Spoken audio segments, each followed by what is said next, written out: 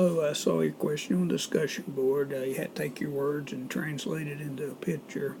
I believe it's nautical miles. I just wrote down miles. So you have a harbor, you have a ship goes due east 35 miles.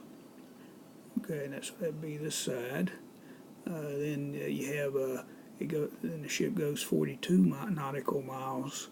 It said south, 32 degrees south of east. So first thing I did was find this angle here. Straight angle is 180 degrees. So if I subtract 32 from 180, I get 148 degrees for this angle. And you want to find the distance the ship is from the harbor, or x. So I use the law of cosines here.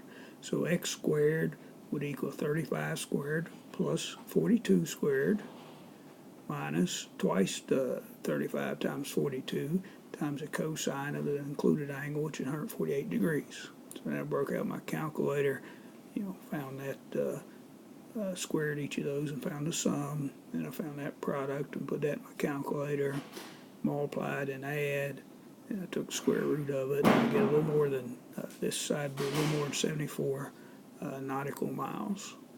Hope that helps.